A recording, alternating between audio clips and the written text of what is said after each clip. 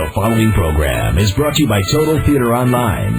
The views expressed do not necessarily represent those of the staff or management of WGBB. You're listening to the station that serves your community, 1240 WGBB. And now it's time for Dave's Gone By with David Lefkowitz. Well, there goes the Daverhood. Welcome, everybody, to the 112th edition of Dave's Gone By. An hour of comedy, talk radio, interviews, music, and more, brought to you by TotalTheater.com and the fine folks at Hewlett Minuteman Press for all your copying and printing needs. You know, time is a funny thing when you're in media. Not that I'm in media like a David Letterman or a Regis or a Tokyo Rose, but I do a weekly radio program, sometimes live, sometimes taped, often a combination of the two, with certain segments pre-recorded and others right up to the minute.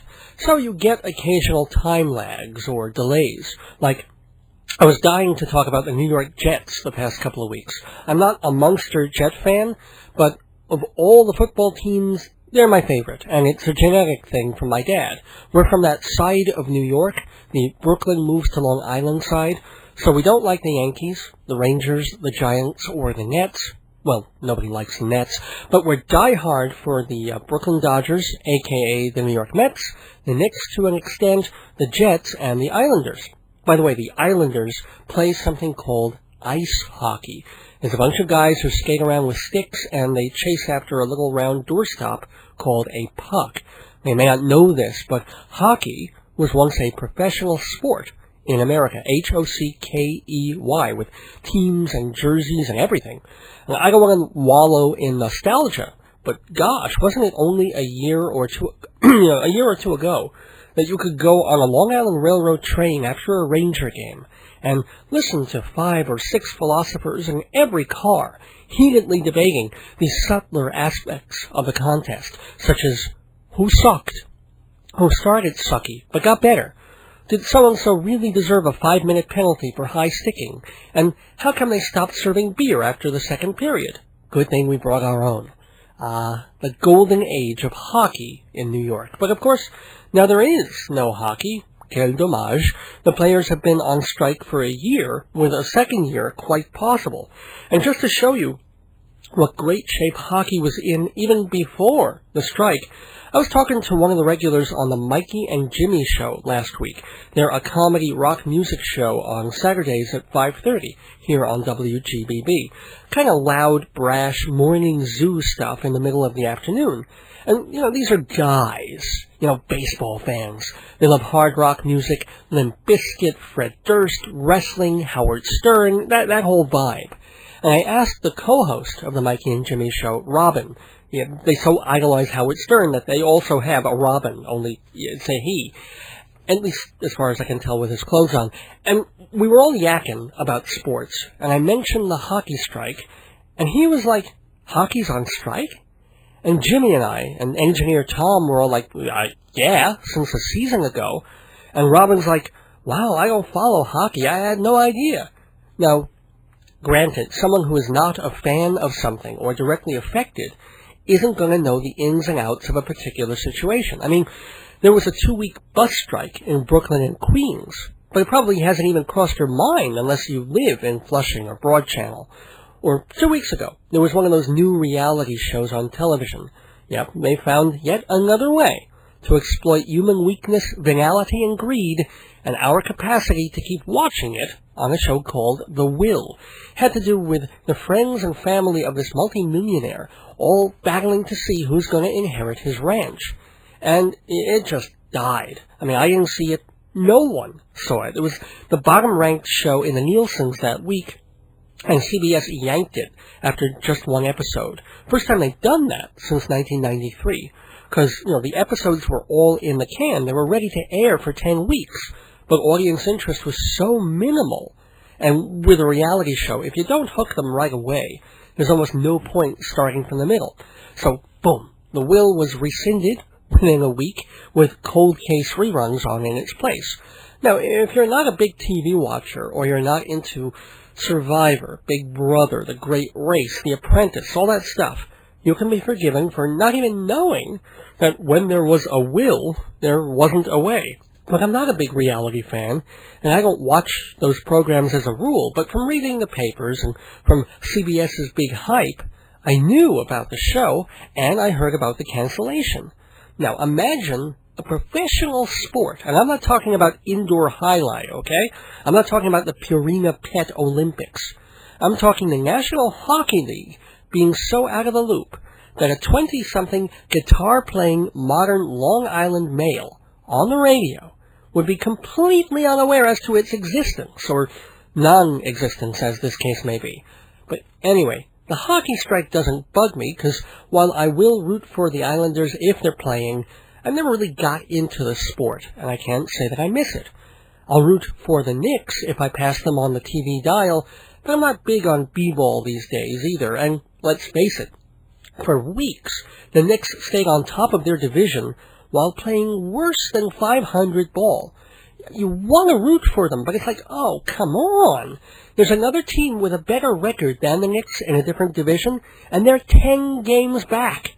So the Knicks coach was fired, and you get the feeling even Woody Allen and Spike Lee are like, forget this. Maybe there's a good bocce game in Washington Square Park. Now, the Mets were in sort of the same position last season. They were only playing .500 ball, but no one else was playing any better, so there was this false pennant chase going on all the way through June. And it was kind of exciting, but also when the Mets fell apart in July, it's not as if we should have expected better. They were the same crappy team as the year before, maybe with a smidgen more power, thanks to Matsui, but sports writers and fans could make believe the Mets were in the hunt because they hadn't been blown out of the forest in May. And right now, it's the same with the Knicks, but somehow just not as compelling. It's as if we know they're going to collapse, and some other team's going to go on a tear, it's just a question of when. Plus, the Knicks are owned by Cablevision, so it's like rooting for Hitler's team. You know, it's like they're like Max Schmeling, so no matter who they're up against, they're the bad guy. They're doing okay, they're doing their best, but you're dying for their owner to fail. Anyway, that is basketball. Baseball, I am a diehard Met fan. I have been since my preteens, and being a Met fan means always having to say you're sorry, of course. And last year, the Mets were slightly better than the year before, but just not better enough. It was supposed to be a rebuilding year, but we expected a new roof, a new paint job, and a sun deck, not just a new door on the garage. Which brings us to the Jets, who really were new and improved, and it bothered me all season long that sports writers were dismissing them, saying that they couldn't beat the better teams, which was true, but they beat all the worst teams, and pretty much all the teams on the same level. A poor team does not finish the season at 11-5, and when they opened the season 5-0, it was amazing how everybody said, don't pay attention, it doesn't mean anything, they're the same old Jets, they've just had an amazingly easy schedule. Well, I'm sorry, the same old Jets would not have gone 5-0. They might have gone 3-2 or 4-1. But they ran off 5 straight victories against worse teams, and at the end of the day, that makes you 5-0. And if you're lucky, it gets you in the playoffs, as it did the Jets. I remember their 6th game of the season, which they lost. And before the game, all the commentators were saying, this is a must-win game to show that these Jets are for real. And when the Jets lost the game, the Boo Birds came out and the Told You So's came out. And I was saying, you know, they're now 5-1. Had they lost one of their early games and won this big game against a better team, you know where they'd be? 5-1. Standings are cold, hard numbers. You know, if I want to buy a CD, I can go to Barnes & Noble or Tower and pay $18 for it, bring it home and listen to it. I can also try to find the CD on eBay or Half.com for $8 or $9. Or if I know somebody who's got the album, maybe I can borrow it, dub it onto CD, and listen to it that way. At the end of the day, the main thing is I've got the music I want to hear. And it doesn't matter how much or how little I paid, or how I came about it, the music is in my grasp. So, if the Jets went 5-1 by beating 5 cruddy teams and losing to 1 good team, or if they went 5-1 by beating 1 good team and 4 cruddy teams, And losing to one cruddy team is still 5-1. And yes, later on in the season, it became apparent that the Jets had serious weaknesses. I think without Curtis Martin barreling his way down the field like a yardage vacuum cleaner, the Jets would have gone 8-8 or maybe 7-9 instead of 11-5. No question, quarterback Chad Pennington has leadership charisma, and he can move the ball downfield. But he was injured, and he doesn't have the arm for long bombs. And the playoffs showed you can't always rely on defense to win the game for you. They're there to keep you close, but you have to have an offensive touchdown once in a while, not just punt returns and lucky interceptions. When the Jets were eliminated in that second playoff game, one columnist wrote, very astutely, that, yes, the kicker was the GOAT. Twice he was asked to step up to the moment and make two fairly long kicks late in the game, 43 yards and 47 yards. Now, those are not gimmies, but a professional kicker should be ready to make them, or if he misses one, not miss both. But the sports writer, while acknowledging the kicker's responsibility, also said, look, the team should not have been in that position to need a field goal twice. At some point in the first 60 minutes, somebody on the offense has to be getting in the end zone. So, now that the season's over, you can go back and say, okay, the Jets were not good enough to beat the elite, but they made it to round 2. Everybody predicted one and done. Instead, they were 2 and through. But credit where credit is due. They played 2 hours and 10 minutes more football than the Giants did, than a dozen other teams did, and they didn't quit. When the other teams made mistakes, the defense was usually ready to capitalize. And for all their lucky breaks on the Jets' schedule, all the mediocre teams they drew early in the season, it's still no picnic winning 11 of 16. How many Jet teams of years past? How many teams in general, especially since the invention of the wild card? How many teams have snuck into the playoffs with worse records? And yes, the Jets lost that last game of their regular season, a game that started with them not knowing whether they had to win it to make the playoffs. And as it turned out, they didn't have to win it. They were able to back in. And it was troubling that they lost the game. But Coach Herm Edwards had a point when he said, in effect, a team that's 11-5 didn't really back in. They strung 11 wins together, and that's why they made the postseason. So, if Pennington's shoulder survives the surgery, and he's got someone to throw deep to, and Curtis Martin stays Curtis Martin, and John Abraham doesn't get pink eye, and the new offensive coordinator isn't someone who can't hack it, next year should be just as interesting as this one, if not more. And I brought all this up, not even to talk about the Jets. Go figure, right? I mean, that's the beauty of this show. I can spend 10 minutes talking about the thing I wasn't even going to talk about. In radio, we call that creativity. In real life, we call that ADHD. But my point was, I wanted to talk about the Jets for the past few weeks, to get off my chest my feelings about their being denigrated unfairly, and to make my point of whether you win 5 games at the beginning of the season or 5 games at the end of it, they all count the same. But because I get only an hour a week to do this program, sometimes I'm quite limited in the time I can take for various segments.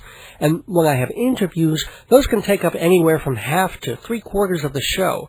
Between the opening and the closing and the commercials, sometimes I'm left scrambling just to say my thank yous before the final bell. So forgive me if this whole rant on the Jets feels a week late. But last week I had that really cool interview with Al Aronowitz, the guy who got the Beatles and Dylan together and managed the Velvet Underground. And I also wanted to play my tsunami relief song, Swim Away. It's not for tsunami relief. It's a song that gives us relief from hearing celebrities do other songs about the tsunami. Anyway, there was no time to talk about football.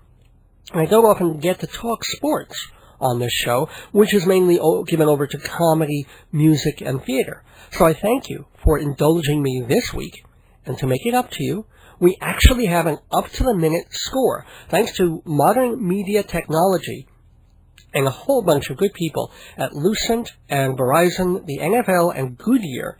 I'm able to bring you on this radio station the Super Bowl score. I don't think any other program on radio or TV has this information coming out of Jacksonville, Florida at Alltel Stadium. As it stands right now, the score is 0-0.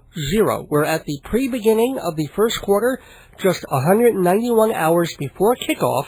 But again, you heard it here first. The score in Jacksonville, tied, zip. If anything changes, we'll be sure to break in and bring that to you between now and 8 o'clock. In fact, since this is radio, you are free to imagine a crawl along the bottom of your speaker, 0-0, with 15 minutes left to play in the first quarter. No other station, not ESPN, not WFAN, has such instantaneous sports coverage. Not only that, while the other stations are busy interviewing the teams and the coaches and the odds makers, tonight on Dave's Gone By, we eschew all that. We eschew it up and spit it out because we have an even more amazing guest. Someone who knows more about horse flesh than pigskin, someone who has more experience with antlers than uprights, a real-life doctor, a veterinarian, Dr. Elmo Shropshire. And not only is he a vet, but he started as a horseman and a jockey, just like his dad. And he has fascinating tales to tell about his early years on the racetrack. But that's not why you know Dr. Elmo. And you do know him, because he wrote one song that entered the canon. I mean, he's written dozens of songs, straight songs, funny songs, novelty songs, but this one tune, which he adapted from another songwriter's idea, this one started as a funny ditty, it became a novelty hit, and then a phenomenon. It went from a song that mocked and teased a cultural totem to becoming a beloved part of that ritual, loved by many of the same kinds of people who might have been offended by it when it was first coming out. It's all about a Christmas hit and run by a man who drives a sleigh and plays with elves. That's right. The man who co-wrote and sang Grandma Got Run Over by a Reindeer is with us on Dave's Gone By tonight, Dr. Elmo. And again, my apologies for having him on closer to Valentine's Day than Christmas, but so goes the timing of radio. Besides, isn't it in the nature of this show to play Christmas songs anytime but Christmas? And if you still don't know the unnatural nature of the program, stay tuned, because we bring you an hour of smart talk, silly talk, special talk, and music. It's all rated DGB-13, the Dave's Gone By equivalent of the movie's PG-13, although this one's really closer to DGB-PG, so you can untie the kids and stop burning their nipples with matches. Or at least let me have a try. And who am I? I'm Dave. Dave Lefkowitz, radio personality, journalist, humorist, and Elmoist, host of Dave's Gone By, heard every Thursday night at 7 on WGBB-AM 1240 and live streaming on the web at am1240wgbb.com. And you can also hear vintage episodes of Dave's Gone By Thursday nights at 8 and 11 on DFSX Radio, clickable through my website, davesgoneby.com. That is also the place to buy CDs of the show. You can grab a copy of my book, Marriage, Babies, and the End of the World. You can visit my sponsors, and you can find out all sorts of other information about the program, of which this is number 112. We're calling it Reindeer Games, and we'll let the games begin with Dr. Elmo right after this. Okay, listen to me. No, I mean, listen to me on compact disc, where bunches of past episodes of Dave's Gone By are yours to hear over and over again. Comedy sketches like the Baghdad elections and Handyman Yoni, guests like Neil Sedaka and Karen Grasley, puns, politics, and punchlines, all just $14 a disc, shipping included. Visit davesgoneby.com for all the details, or call 516-295-1511 for me on CD. Oh my God, the wedding is next month. We need flyers, invitations, booklets. Irving, we are screwed. No, we're not, Pearl. We'll just go to Hewlett Minuteman Press. Hewlett Minuteman? What can they do? Printing, engraving. Really? Letterhead, souvenirs. Wonderful. Are they still at 1315 Broadway in Hewlett? Yup, 516-569-5577. Well, stop dawdling. Let's go. Yes, dear. Day after the wedding, I kill her. Hey, Dave's Gone By listeners, if you like hearing me, you'll love reading me even more. So hurry and get my book, Marriage, Babies, and the End of the World, filled with hilarious plays that were performed in New York like King Solomon the Wise and Blind Date. 232 pages of pure Dave, only $20 hardcover, $12 trade paperback. To get your copy, call 516-295-1511 or visit my website. Welcome back to Dave's Gone By on AM 1240 WGBB in Freeport, New York, and live streaming on the web at AM1240WGBB.com. There are a lot of singer-songwriters and musicians out there who write amazing songs and songs that filter into the popular consciousness, but it is extremely rare to have a song that becomes a holiday novelty number in basically our lifetimes. I mean, there were a bunch, I guess, that came through in the late 1800s and 1900s, became Christmas carols and songs of the season. But certainly as long as I've been around, there have been only two that have joined the canon, and what's odd about them is that they're both novelty songs. There's Adam Sandler's Hanukkah number, which really has taken its place. I mean, you will hear that in shopping centers and Rite Aids and Duane Reads, along with everything else, because, let's face it, how many Hanukkah songs are there? And it filled a need in a wonderful way. But then there was one Christmas song that came along recently, and God knows there's tons of Christmas music all year, being released constantly, and if radio stations can play Christmas music nonstop for 3 weeks, there's got to be a lot of it out there, and not just old songs being redone by different people. But if there's one song that crept into the consciousness and stayed there, it is, of all things, Grandma Got Run Over by a Reindeer. Now, believe it or not, on the phone with me right now is the man who wrote and sang that song, and it's celebrating its 25th anniversary. So please welcome to the neighborhood, Dr. Elmo. Hey, Dr. Elmo. Hello, Dave. How are you? I am great. How are you doing? Great. It's my season now. That's right. We're taping this just before the New Year, so this must be the busiest time for you. This is when the phone rings off the hook, and everybody wants you to tell the same story over and over again, but you got to tell it here. So tell it. How did it happen? Well, a friend of mine had the idea for it, a man named Randy Brooks. I was doing some funny songs at the time, and I played the show. And he came up after the show, and he said, I have this idea for a song that I think would be perfect for you. And he sat down and started singing parts of Grandma Got Run Over by a Reindeer, and I thought that is a wonderful concept. And I recorded it soon after that, and I didn't expect anyone to play it on the radio, but I just recorded it to give to some friends of mine for a Christmas gift, kind of a gag gift. A few of my friends took it to a radio station, and they started playing it on the radio, and a lot of people called in, said they wanted to hear it again. They couldn't believe what it was saying. A lot of others said they never wanted to hear it again. And, well, then let's roll the story back a little bit. And first of all, you had been doing some music before then. So, but I mean, you weren't a musician. You're a veterinarian. I was a veterinarian, and when I was about 35, I got interested in a bluegrass band that used to play around San Francisco. Mm-hmm. So I used to go and watch them everywhere they went. And they said, if you love the music so much, you should try and play. And I said, I think I'm way too old. But and, yeah. They encouraged me, and I got a banjo and started playing in a bluegrass band.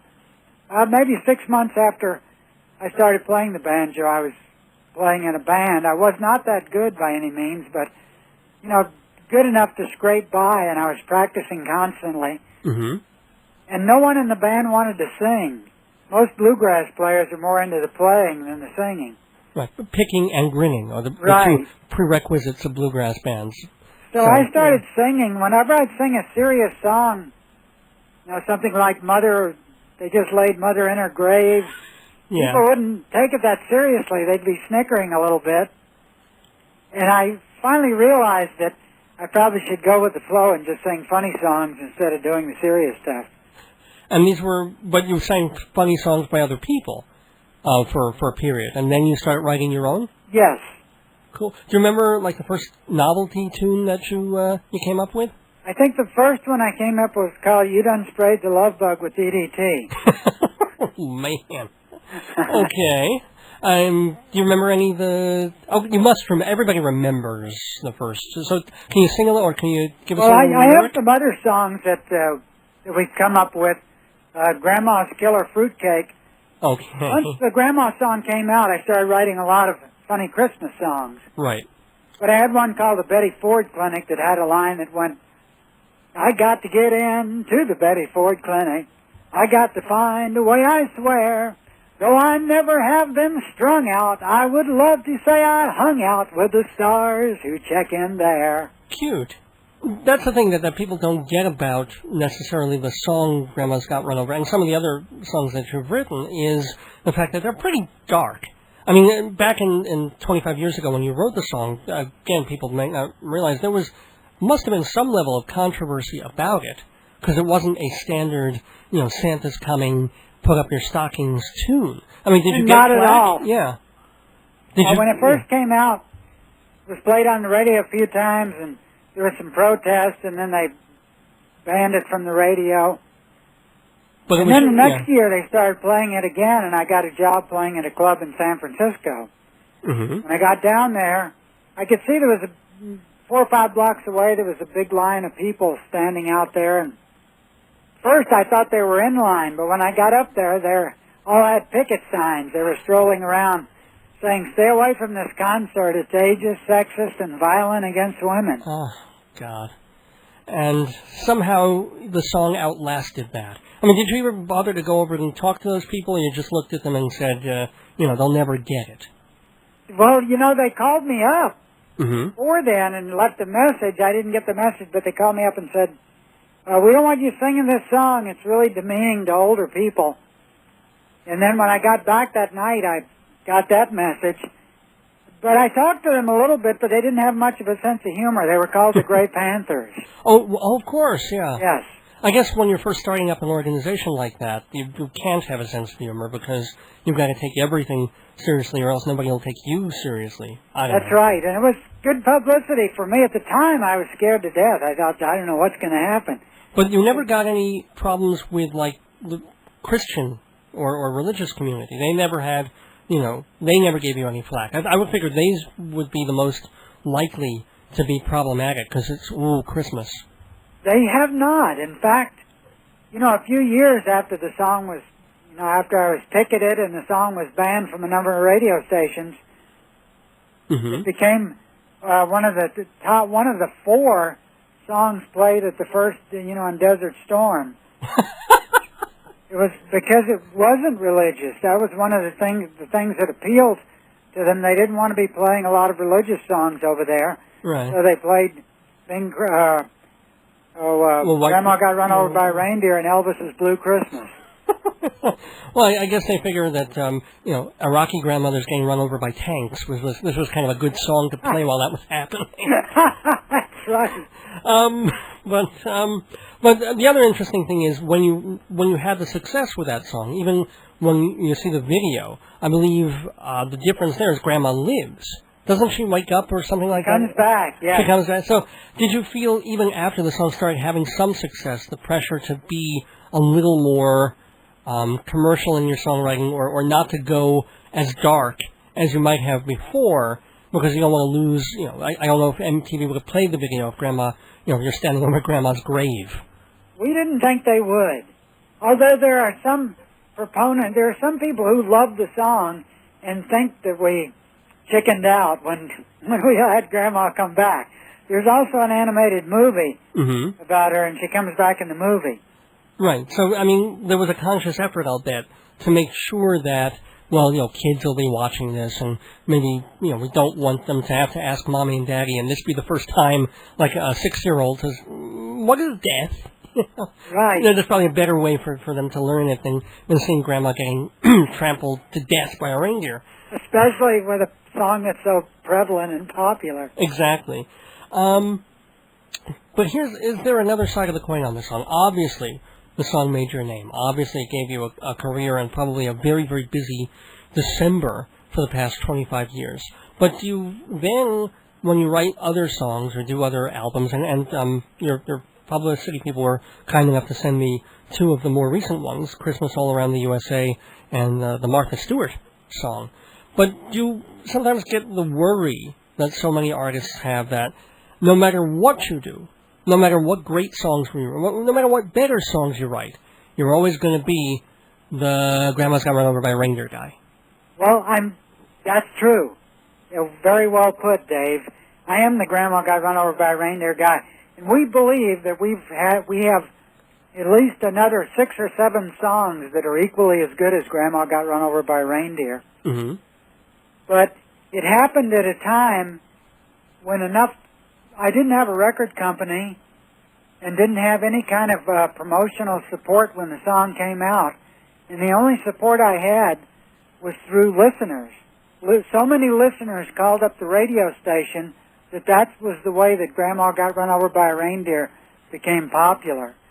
So it was a real groundswell kind of roots song. It was. People voting for it on Dr. Demento and that kind of thing. Yes. But again, does it bother you, though, that will always be the song, unless a miracle of some sort happens?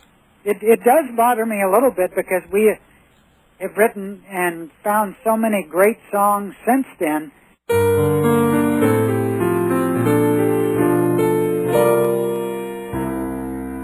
The holiday is near now, the gift is in the air, but I am missing someone, and it's more than I can bear.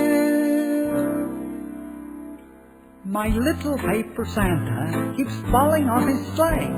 My powdered sugar snowballs taste more like balls that weigh.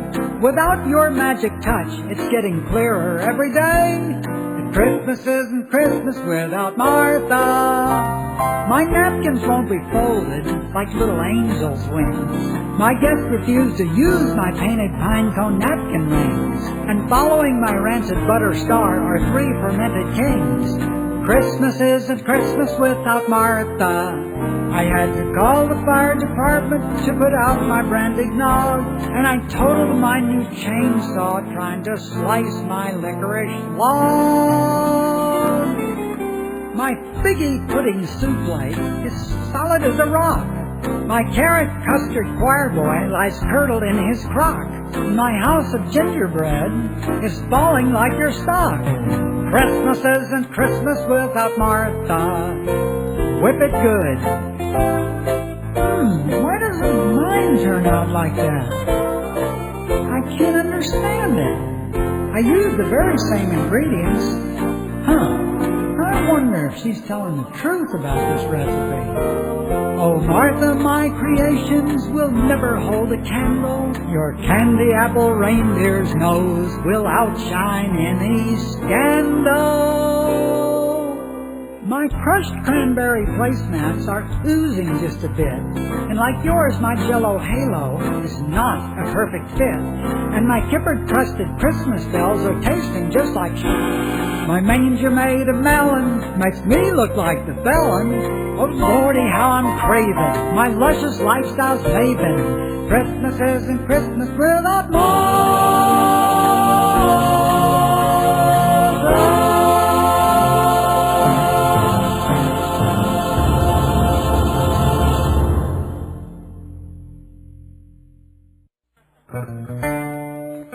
I hate my family. The holidays came and went. I didn't get a satellite radio. Oh, who cares? You've got more than enough cool radio to listen to on WGBB. Well, sure. There's Dave's Gone By, Thursday nights at 7. But what else? Shh, calm down.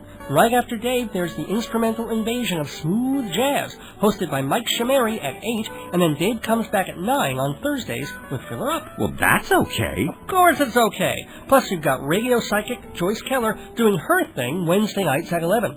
Oh, man, she's been on for years. That's right. And you can listen to another WGBB veteran, Bonnie D. Graham, talking about the single life on Long Island's dating Friday nights at 6. What about comedy? I like comedy. How about Mikey and Jimmy? Comedy, hard rock music, and live bands in the studio, Saturdays at 5:30. And you can also get a few laughs about serious topics like news and politics on Your World with Joe Salzone, Sunday nights at 7. Let me get this straight. Joyce Keller, the psychic.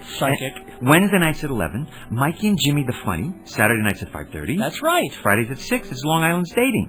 You think Ronnie can hook me up? No. Sundays at 7 is Joe Salzone. Thursday nights it's you at 7. Mike Shamari at 8. And you again at 9. Did I get it all? Nice job. I don't need a satellite at all. That's right. That's good. I read somewhere the ultraphonic waves would interfere with the space aliens in my head. Why do they always come to me? What's playing on Broadway? I'll tell you what's playing on Broadway, and I'll do it by checking Performing Arts Insider. Off-Broadway, off-Broadway, off-Broadway. You keep adding offs, they'll keep adding listings. Who's in the cast? What's it about? Is it good? Can you bring the kids? Performing Arts Insider is the theater guide. Call 516-295-1511, 516-295-1511, or go to TotalTheater.com and click on Performing Arts Insider. Hi, this is Dr. Elmo of Grandma Got Run Over by a Reindeer. Thanks for listening to Dave Lefkowitz on WGBB 1240 AM. For the last 10 years, it's been pretty much my project, year-long project, to either write and come up with other Christmas songs, and we have come up with some great ones. Mm-hmm. And I believe that if we had come up with one of those songs when Grandma came out, that one of those songs could have been just as popular. But with the consolidation of the radio ownership nowadays, it's not easy for a lot of people to call in and tell radio stations what they want to hear. Yeah, pretty much it goes the other way. Programmers for large radio chains, they usually dictate what they want the public to hear. Yeah. Well, also, you could call up a lot of times your local radio station, the actual ownership is somewhere halfway through Atlanta, right. 500 miles away. Actually, not this radio. This radio station is owned and operated out of Flushing and then works out of Babylon, so it's fairly local. But then again, we run this radio station on $5.98 a week. Anywho, that's the kind of radio that's the great radio. That's where everything starts. True. But speaking of starting, let's just go back away from the music for a moment and the fact that I kind of dropped this in before, but it is rather interesting that you're a vet and a horse trainer. How did you get all into that? I was raised on a farm, and then my dad was a jockey. He was a very famous jockey. For 3 years, he was the #1 jockey in America. Last name Shropshire? What was his name was Elmo Shropshire. Oh, so you're like an Elmo Jr.? Yeah, well, okay. I have a different middle name. That was the only difference. Wow, okay. But then he got too big to be a jockey, and it was a tough time for him. He was a national superstar, and he was a spokesman for Pierce Arrow Automobiles. And then all of a sudden, when he got too big, he grew to be 5'11" between the time he was 18 and 19.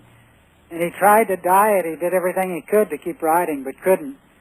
And so then suddenly he had to go back from being a superstar to just being on the farm. And so they never wanted that to happen to me, although I had the same thing. I was very little until I was about 18 and had been riding and expected to become a jockey. Really?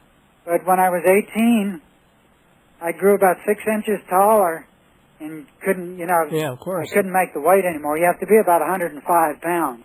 Well, it's funny. I'm just reading for the first time Seabiscuit, which is it really is a marvelous book. Have you read it? I have. It is a wonderful book. And is it true? I mean, you're mentioning that your father tried to diet, but the things they talk about in there of what jockeys felt that they had to do in order to maintain a weight that was probably about 25 pounds less than what they really should weigh as a normal person. That's right. Did your dad ever go that far? He ran in rubber suits. He did that? He got in steam boxes. Wow. He starved, and he was so weak he could hardly stay on the horse in the later times. And they started writing about him. They said he's such a great rider, and he's awful now. All those things happened. And I guess people knew that he was getting too big. And did he have any of the terrible kinds of spills that they mention in the book? He didn't have any really wrecking spills, but anybody who rides racehorses a lot, you always get hurt. He was hurt a few times, and I was hurt a number of times. I used to get thrown from horses weekly. Oh, my God. Yes. They'd rear up and fall over backwards on you and those kind of things. Well, how do you then get, I once had a bicycle accident, and it wasn't even a terribly bad one, but that wrecked some bridge work in my mouth that was, a long time fixing. And it took me about a year and a half before I had the confidence to get back up on the bike again. Now, I'm a wuss, I admit that. But how do you get thrown off a horse, have a horse fall on you, and then say, yeah, tomorrow I'll, when I'm out of the hospital, I'm getting back up on that pony? Well, that's the mindset of the racetrack. The racetrack is a totally different life form from anything that we know outside of the racetrack, and I was raised around there. And they would always say, as soon as you get thrown off, get right back on. And that was the mindset. And I remember a horse ran into a tree once with me, and I was knocked out, and they took me to the hospital, and took me a while to regain consciousness. Mm-hmm. I was sore all over. But the very next morning, they said, come on, we're going to, there's nothing broken, you have to get back on. And I went out the following morning and rode again. Wow. But then you did have that growth spurt and you stopped doing it, but you stayed with animals. You stayed as a trainer and a veterinarian. Now, do you still practice as a veterinary doctor? I stopped about 5 years ago because the Grandma Project became such a full-time job that I couldn't practice as a veterinarian anymore. Cool. Well, obviously December is a very busy time, but the rest of the year, you're busy, doing concerts and preparing, writing new songs, doing CDs, or what? Yes. This is how our year will go. Mm-hmm. We write a new Christmas album every year. So we'll start writing in January, and we're writing both a Christmas and a Halloween album. Oh, So we'll write and record that in January and February. We'll spend March trying to sell it to a major record company or major retail distributors. Mm-hmm. And then I play in a bluegrass band as well. Right, so we do that some. And then we spend the rest of the year trying to place our products in stores, and so is it more than music? Are there like T-shirts and the whole usual schmear of grandma stuff, Elmo stuff? Well, there's a singing reindeer that's really popular. They sold 1.5 million copies in the last 3 years. And they have all different kinds. They have one now that's in a rocking chair, and it rocks back and forth while it sings Grandma Got Run Over by a Reindeer. But you're part of, you say they, but you get something from them? I do, yeah. Oh, okay, yeah.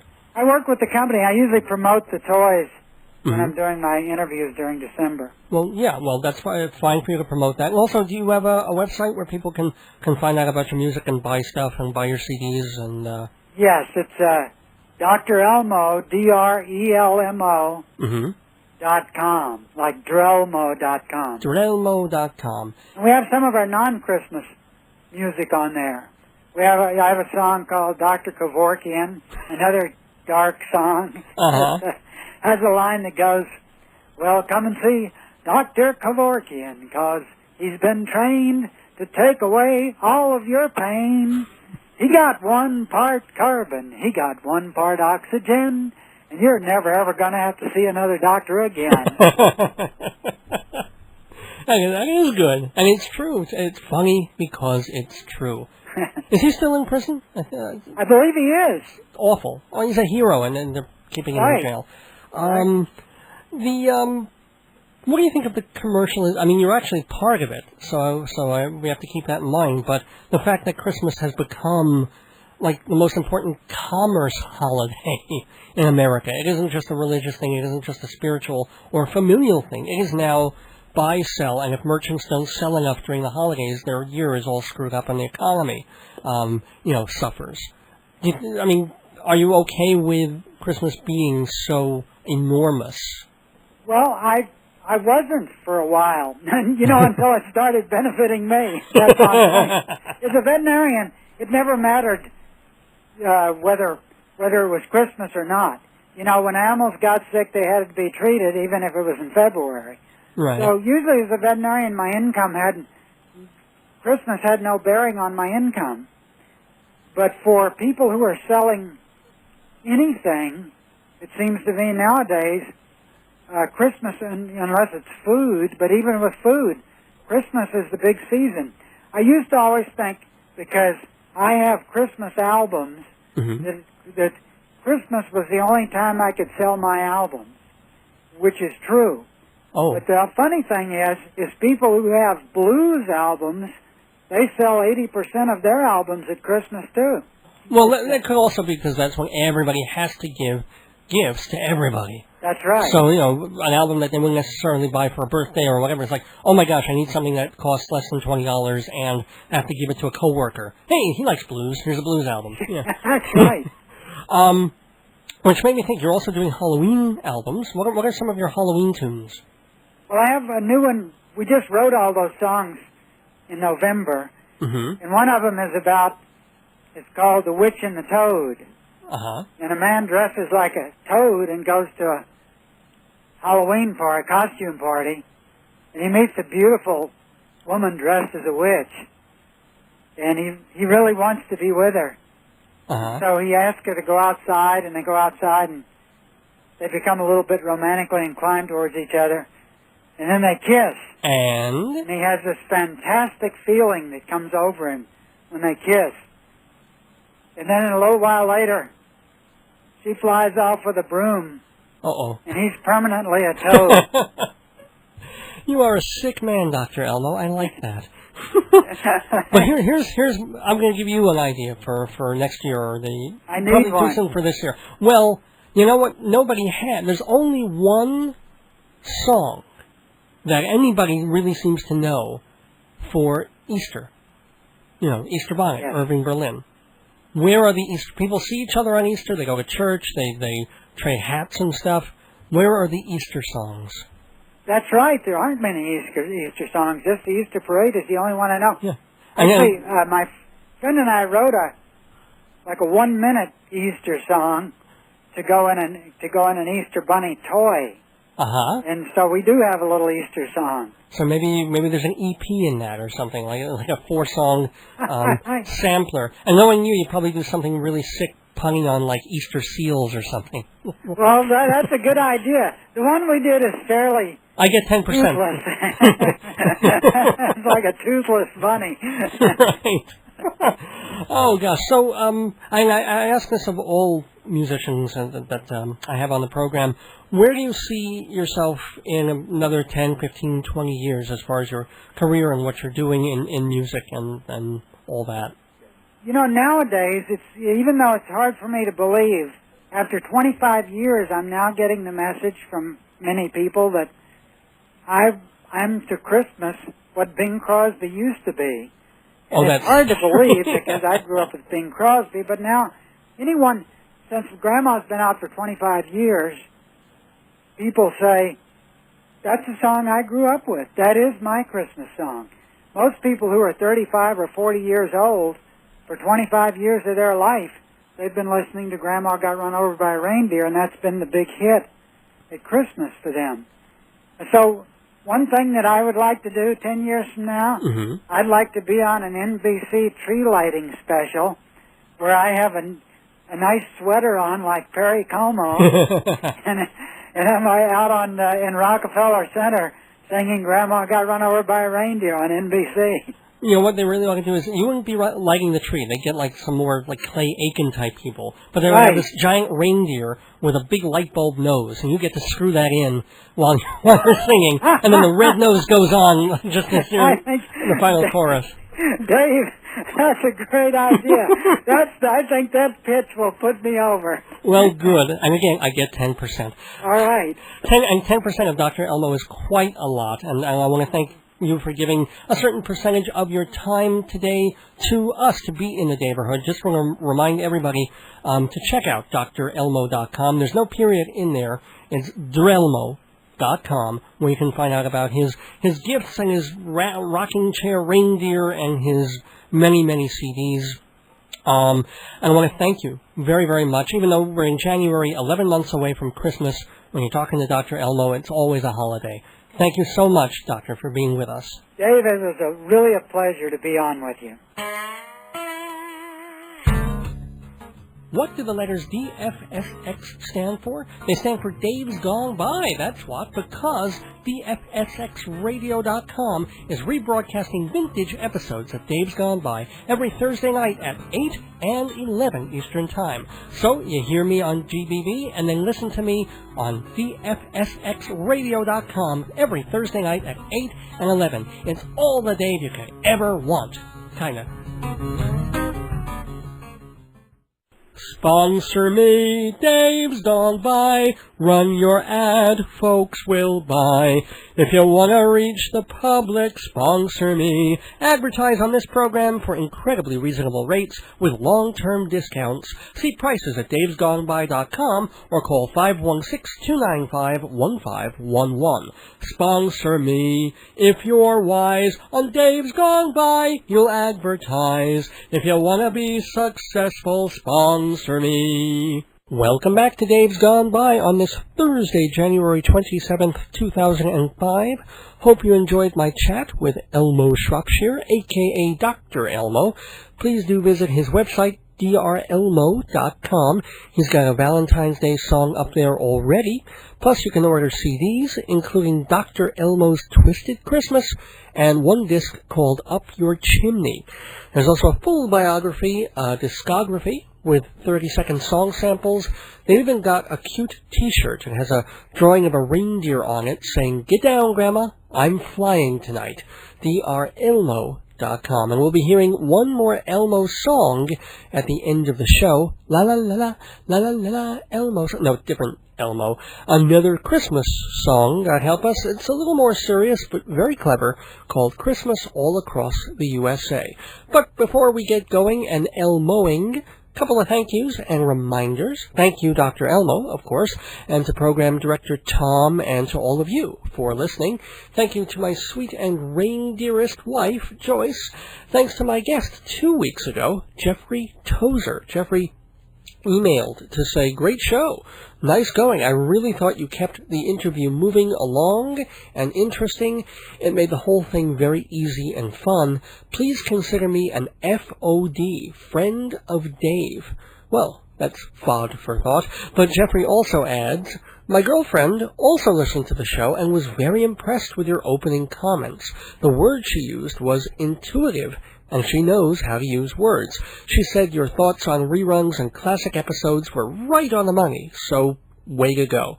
Please always stay as swank as you are. In your heart, you know it's right. Jeffrey," unquote. Thank you, Jeffrey Tozer, and my new FOM, Friend of Me, and your girlfriend too. And it's certainly worth a plug, so everybody check out slycrooner.com to hear Jeffrey's very cool music. If you put Boz Scaggs and Manhattan Transfer and Frank Sinatra in a blender, well, you could feed a lot of Sri Lankans, but they'd probably throw up. Anyway, slycrooner.com for Jeff Tozer, drelmo.com for Dr. Elmo, and davesgoneby.com for everything else. A reminder that Mike Shameri's instrumental invasion of smooth jazz is up next on GBB, or if you want to hear an older episode of Dave's Gone By, go to my website, davesgoneby.com, and click on the link that brings you to DFSX Radio. From 8 to 9 and 11 to midnight Eastern Time tonight, you can catch a vintage Dave's Gone By. In fact, you can make it an almost all Dave night, because I'll be back here at 9 with Filler Up. Really eclectic selection tonight, from Mozart to Philip Glass to Sarah McLachlan and the Cowboy Junkies. You'd have to go to college radio to get a mix like that, so catch me again at 9 on Filler Up. And again next Thursday for the 113th episode of Dave's Gone By. With us will be a publicist, promoter, and author named Tom Perich. If you've ever wondered how to get really low-cost publicity for your business or organization, besides advertising on Dave's Gone By, there are bunches of other avenues you can take. for a little time and almost no money. And Tom Parrish has put them all in his book, Wacky Days, How to Get Millions in Free Publicity, and we'll give him some free exposure here next week. Plus the return of the Rabbi, so you know it's going to be quite a show. 7 p.m. Thursday, February 3rd for Wacky Daves. Until then, don't miss your days going by. This is Dave Lefkowitz saying good night all across the USA and gone by.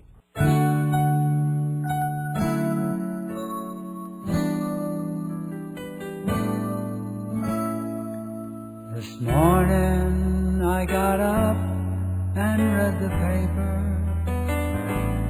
and started feeling gloomy as could be.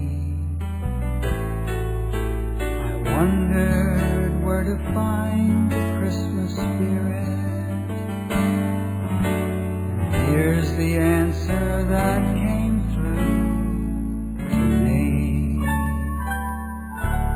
It's in the big Montana sky, it's in the Rocky Mountains high, it's in the wide Nebraska plain, and down the rugged coast of Maine. The Mississippi running free, the Blue Ridge Hills of Tennessee. You know it's Christmas all across the USA. It's in the Carolina pines, in the Pennsylvania mines, Alaska's glaciers white with snow, the frosted fields of Idaho. It's in the people everywhere, with loving hearts and dreams to share. Yes, it is Christmas all across the USA.